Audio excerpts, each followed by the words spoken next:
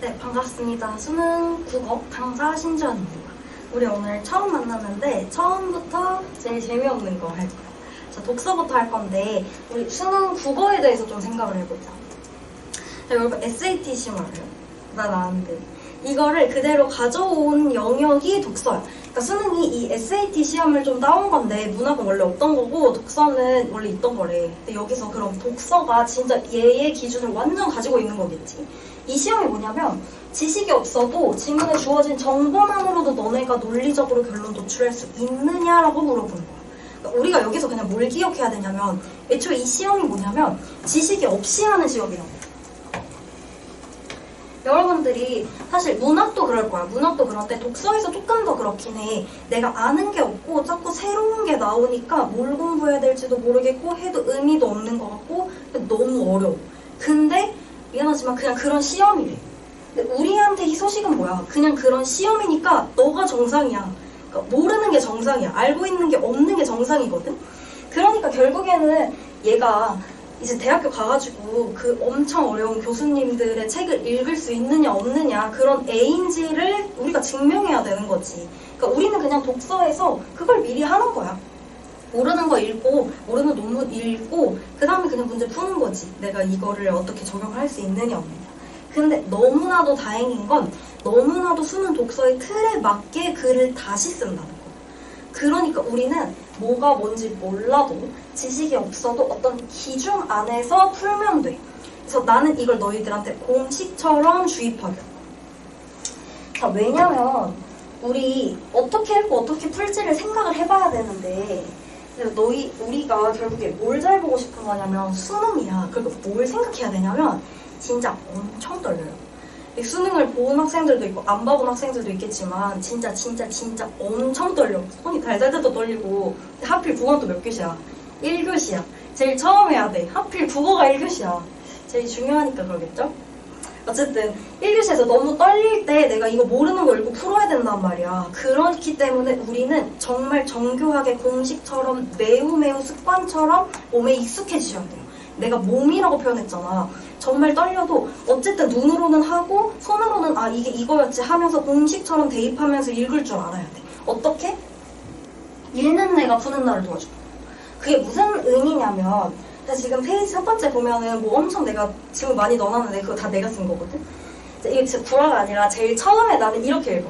이게 진짜 내가 다시 이쁘게 해가지고 책에다가 넣어놓을까 고민을 했는데 그래서 그냥 넣어놨어.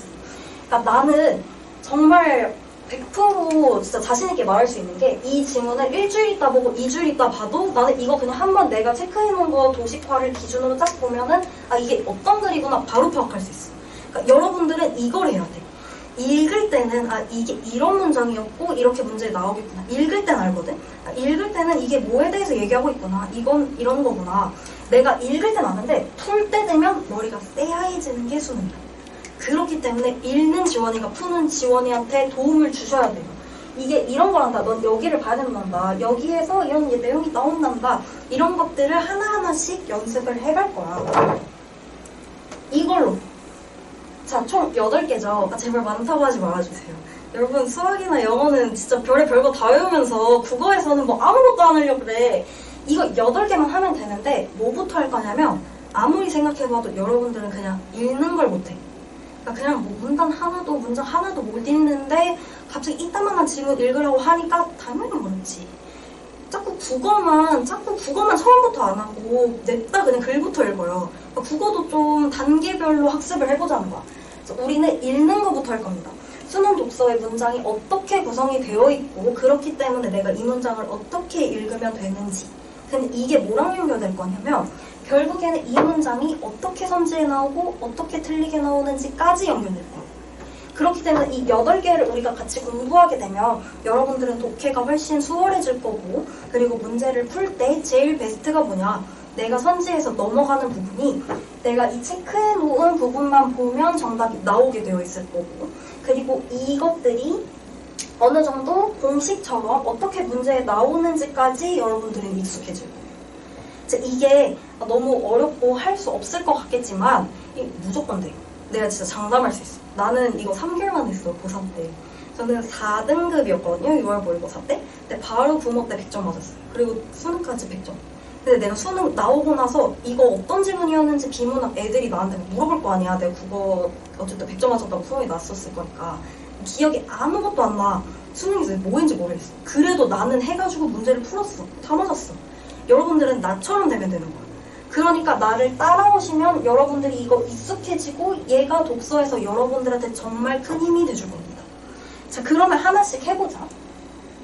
자, 첫 번째, 뭐 이거부터 일단 풀어보세요. 자, 풀었지? 자, 우리가 지금 처음으로 볼 거 내가 여러분들한테 제시할 건 뭐냐면 앞에 꾸며주는 문장을 좀 잘 봐보자. 어떻게 표시할 거냐면 이렇게 표시할 거예요.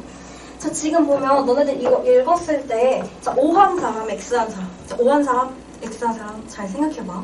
이거 정답은 X야.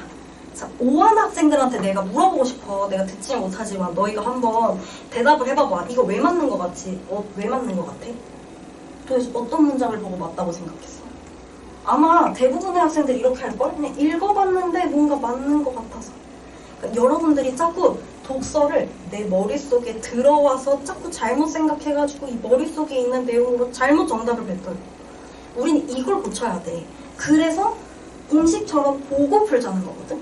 내가 여기서 정말 좀 여러분들한테 화날 만한 얘기를 하나 해볼게. 자, 지금 우리가 보고 싶은 건 D가 변하면 E도 변하는지 안 변하는지지. 그럼 내가 이 얘기 해볼게. 이 앞에 꾸며주는 말 잘 보자고 했잖아. 그럼 이 꾸며주는 말 한번 봐볼래? 고정된 인계치야. 그럼 이거 어떻게 읽으면 되냐면 이제 앞으로 우리는 이거 읽잖아. 읽고 나서 꾸며주는 말이 있으면 한번 풀어서 읽어주면 돼, 너희가. 사실 이 문장은 어떤 문장이었던 거야? 인계치는 고정됐다. 인계치 고정됐어. 그럼 얘 변해 안 변해? 이 앞에 뭐가 오든 말든 상관없어. 안 변하는 거야. 틀렸다. 이렇게. 내가 이 문제를 풀 때 얘네들을 포지트가 그래서 뭔지, 인력단자랑 가중치가 어떻게 되는 건지 이해할 필요 없어. 수능장에서 얘가 머릿속에 튕겨 나가도 상관없다고. 너네는 보고 공식처럼 풀어서 읽어서 풀면 돼. 자, 그렇기 때문에 내가 지금 처음에 해주고 싶은 말은 이거야. 자, 이런 문장 형식을 읽을 때는 자, B는 A 이런 식으로 문장이 구성이 돼 있어. 그럼 너희들 어떻게 읽으면 된다? 아, A는 B다. 이렇게 읽어주면 된다. 이걸 수능 독서에서 굉장히 좋아해. 사실 여기다가 킬버스 내보낸다. 근데 인기치는 고정됐다 라고 한 문장을 써줬으면 좀 더 변했겠지. 근데 그렇게 하지 않고 앞에 꾸며주는 거를 수능 독서는 굉장히 좋아해. 그러니까 우리가 이걸 캐치해줘야 돼. 자, 그래서 이거를 이 B를 조금 바꾸면 결국에는 틀린 선지가 되는 거고 얘처럼 그대로 내면 맞는 선지가 되겠지. 자, 그럼 이번엔 얘 한번 풀어보자. 자, 풀었지? 자, 얘 먼저 스포를 해주자면 옵니다. 왜냐면 자, 지금 과주제적 경영에 대해서 물어보는데 얘에 우린 또 뭘 찾아주면 돼? 앞에 개념을 찾아주면 되는데 과주제적 경영이 여기 처음 나와. 그럼 앞에 봐줄까? 소수의 의사결정에 따른 수직적 경영으로 효율성을 지향하는 과주제적? 풀어볼게. 우리 풀어서 읽으면 된다 그랬지. 과주제적 경영은 소수의 의사결정에 따른 수직적 경영으로 효율성을 지향한다. 선지 봐봐. 똑같죠? 그러니까 얘는 맞다. 자, 이렇게 얘가 왜 중요하냐면 너네 속으로 이거 별로 안 틀릴 것 같은데? 나 이거 안 어려운데? 라고 생각한 학생들은 잘 생각해봐. 이렇게 끊어놨잖아. 근데 지금 이따만하다고 거기서 너희가 이걸 바로 찾았어야 돼. 그러니까 너네가 이걸 안 해놓잖아? 그럼 너희 100% 뭐 한 줄 알아? 여기서 시작해서 여기 이거 읽고 헷갈리고 있어. 소수의 경영진, 소수의 경영진인데 수직적으로 진행된다. 이걸 읽으면서 이게 수직인지 아닌지 막 생각하고 앉아있다고. 그러면 맞더라도 시간을 깎아놓는 거야. 그러니까 우리는 독서에서 시간까지도 챙길 수 있는 거야. 자, 그러면 이제 다음 문제 보자. 자, 여기서 이제 이 문장의 두 번째 유형이 나와요. 사실 똑같은데 어떤 유형이냐면 이런 거. 자, B는 A다. A는 어쩌고저쩌고 이렇게 내겠지. 자, 근데 어떻게 내는 걸 또 좋아하냐면 이런 거. A는 결국에 어떤 건데 이런 어떤 거. 그러니까 결국에는 하고 싶은 말은 똑같아. 뭐냐면 얘가 뭔지 알려줄 건데 하고 싶은 말은 이 끝에가 아니라 이 수직해주는 앞에 말이라는 거거든. 얘를 통해서 보자. 디지털세 지금 여기 처음 나왔는데 이를 도입한 국가에서 ICT 다국적 기업이 거둔 수입에 대해 부과되는 세금이다. 그럼 너희들은 읽을 때 어떻게 읽어도 괜찮냐면 모르겠고 이거 뭐라고? 세금이라고. 근데 어떤 세금? 그때 앞에 보면 돼. ICT 기업이 거둔 수입에 대해 부과되는 세금. 얘를 풀어볼까? 얘는 세금이야. ICT 기업이 거둔 수입에 부과된다. 이렇게 읽어도 된다는 거야. 이렇게 읽어도 되는 게 아니라 이렇게 읽어. 자, 그러면 이제 선지 보자. 디지털세는 도입된 국가에서 ICT 다목적 기업이 거둔 수입에 부과된다. 자, 똑같이 수식되는 거 그냥 풀어줬지. 그래서 맞다. 자, 그렇기 때문에 얘를 문제를 낼 때 얘도 똑같이 어떻게 냈느냐. 결국에는 이 형태가 나오는 거지. A는 B다. 자, 그래서 얘는 우리는 결국엔 어딜 잘 봐주면 되냐면 이 수식해주는 말을 잘 보면 되는 거야. 자, 그러면 이 외에도 문제를 어떻게 내느냐. 결국에 이거 물어보는데 얘를 그냥 생략하는 경우도 있어. 이렇게. 이런 식으로. 자, 그러면 뒤 다음을 봐보자. 자, 얘도. 자, 한번 OX 해보세요. 자, 보자. 이과정 X들은 특정한 금속이 호전수로 존재하든 불꽃의 농도와 상관없이 항상 같다는 결론. 사실 나 같으면 읽으면서 얘도 체크해주면 너무 좋겠지.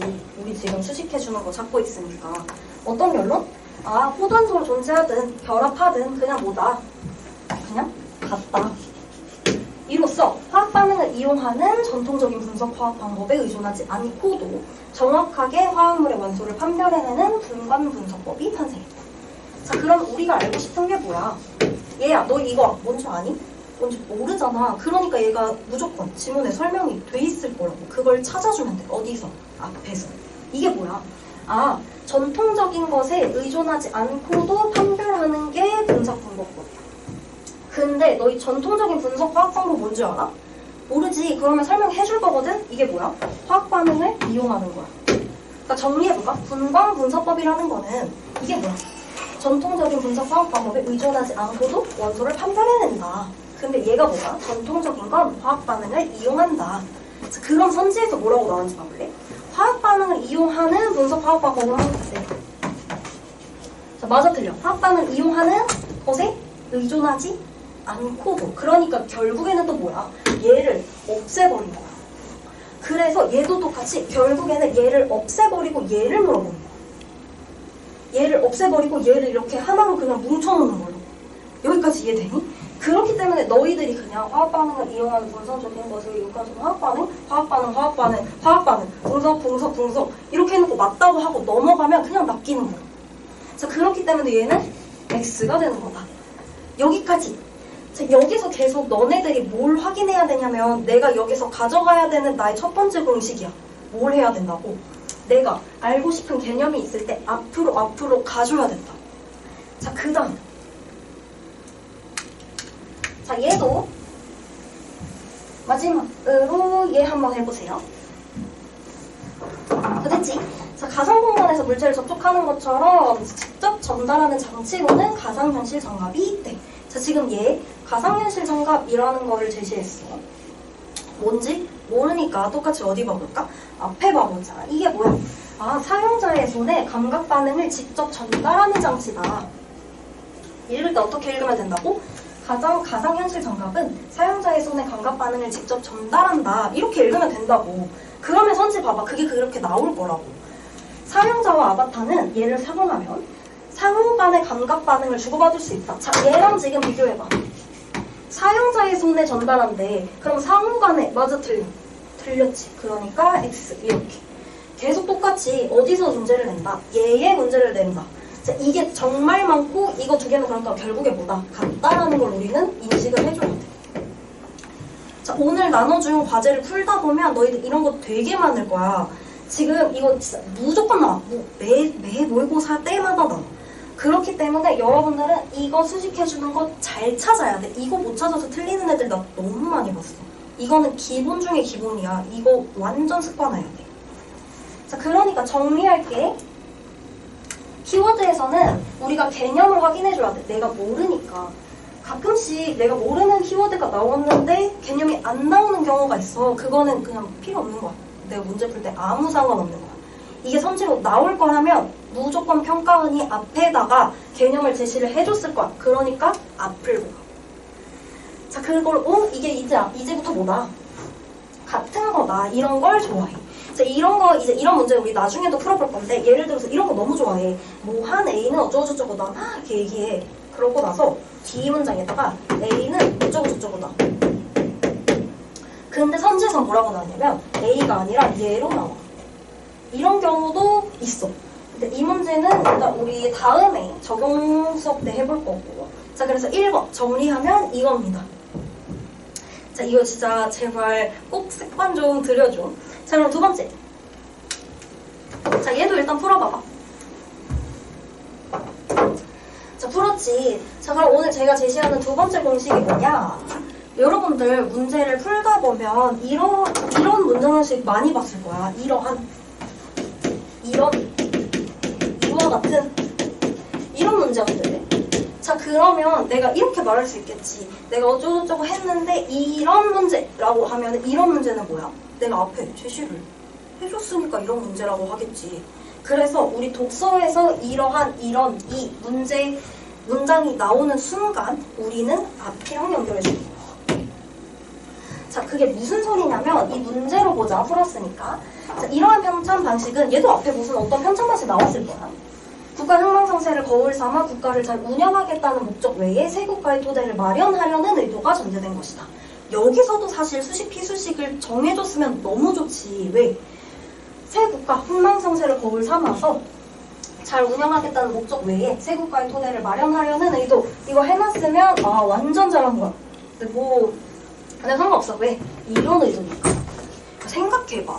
얘가 지금 꾸며주는 말이 나왔는데 이런 의도 겹치잖아. 이게 선지로 안 넣을 수가 없는 거야. 그러면 뭐 보라 했어? 이런 의도니까 그냥 바로 앞문장이야.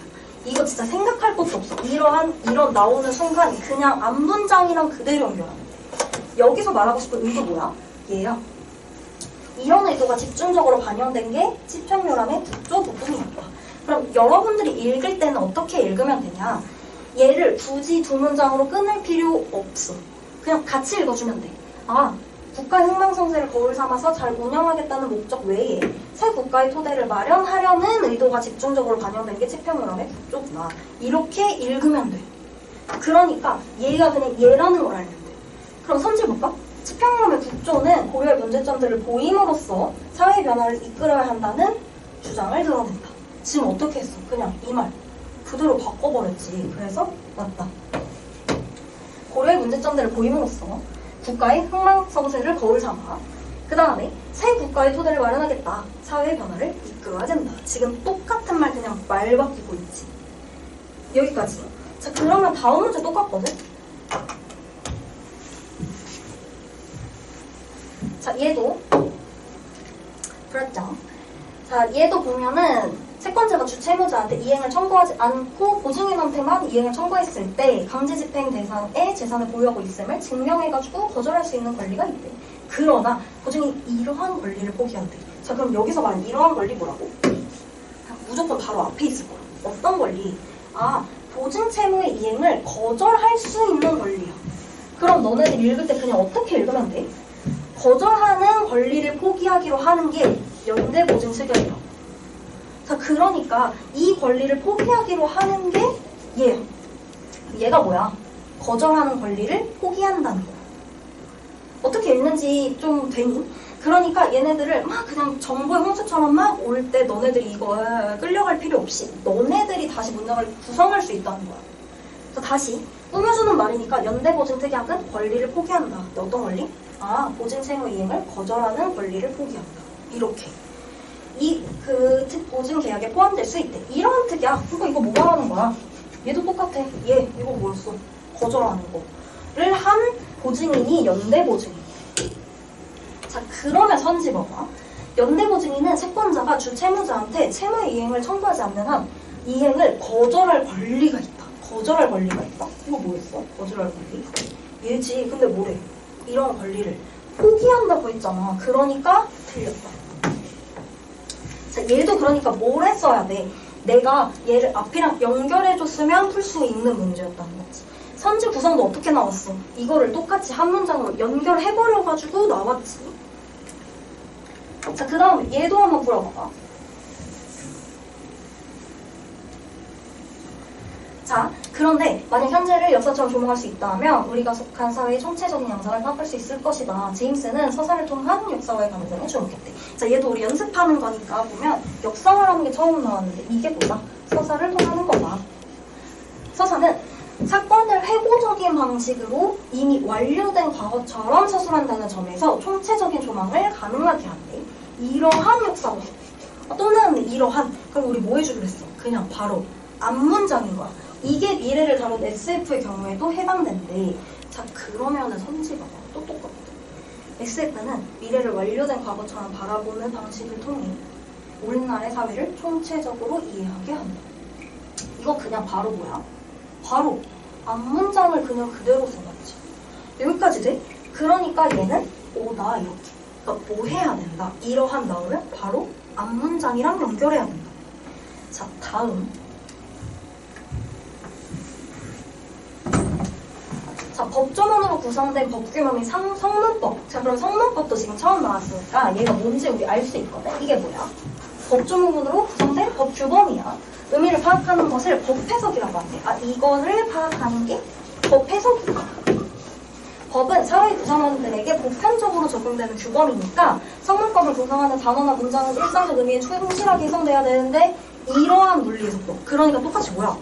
바로 앞문장 그대로 나는 판단해주면 돼. 뭐 해주는 거? 얘네들 그냥 바로 앞문장이야. 그러면 선지 봐봐. 법은 사회 구성원들에게 보편적으로 적용되어야 하므로 일상적 의미가 해설의 출발점이 돼야 된다. 어떻게 했어? 똑같이 또 두 문장을 하나로 압축해버렸지. 평가는 이걸 정말 좋아하는구나. 그래서 맞다. 그럼 어떻게 하면 되냐면 자, 얘 그냥 앞문장이랑 꼭 연결을 해서 읽어야 된다는 거야. 자, 어떤 경우도 있냐면 그냥 이 문장 자체에서 문제를 내는 경우도 있어. 그러면 우리가 체크해놨으니까 상관없어. 이 문장 자체가 맞냐 아니냐. 그러니까 이러한 있는 문장을 단순일치로 내는 경우도 있어. 근데 일단 지금 이거에 집중해야 돼. 앞문장이랑 왜 연결을 해야 되느냐. 내가 사실은 이 문제를 제일 처음에 여러분들한테 제시를 하고 싶었는데 자, 일단 풀어보세요. 알지? 이거 O한 사람, X한 사람 있을 텐데 여기서 평가절상을 예상했기 때문이다. 이거 X한 사람들 난 맞출 수 있어. 너네가 왜 틀렸다고 생각했는지. 왜냐면 너무 당연하게 여기 써있거든? 평가절상에 나서려고 하지 않았다. 자, 독일, 일본 등 주요국들이 평가절상 나서려고 하지 않았다. 근데 평가절상을 예상했다 그러네. 땡! 한 학생들 너무 많았어. 근데 얘는 정답이 아니었어. 틀린 거 찾으라고 했는데 다 얘 선택했거든. 진짜 많은 학생들이. 얘는 맞는 선지였어. 왠지 알아? 우리는 얘를 확인해야 되거든. 우리 이 상황, 이런 상황 나오면 어떡하라고? 앞문장이랑 무조건 연결하라고. 그러니까 봐봐. 이런 주요국들이 평가절상에 나서려고 하지 않은 상황이 유지 안 될 거라고. 그러니까 잘 생각해봐.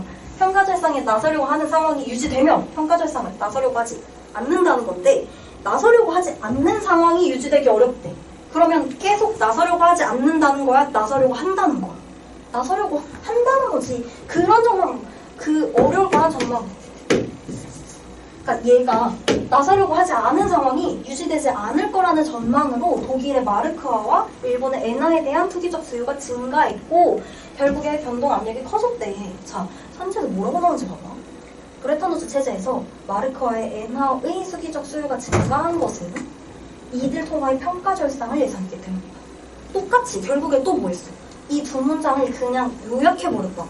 그러니까 얘는 맞는 선지가 되는 거다. 자, 그러니까 결국에 정리하자고 하면 우리 오늘 2개밖에 안 배웠는데 이 2개를 좀 정리해봐. 한마디로 연결하면 우리 독서 풀 때 뭐 하라고 자꾸 니네들 키워드 찾은 다음에 선지에서 물어보는 거 봐서 뒤만 주구장창 읽잖아. 그거 좀 줘. 앞에 연결을 해줘야 되는데 첫 번째 수식해주는 말이 선지에 그대로 나온다. 이거 풀어줘야 된다는 거고.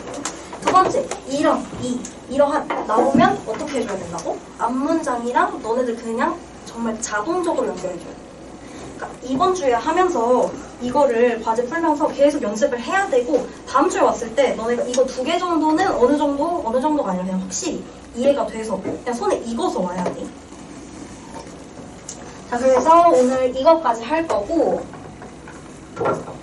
그 다음에 우리는 이제 문학을 봅시다.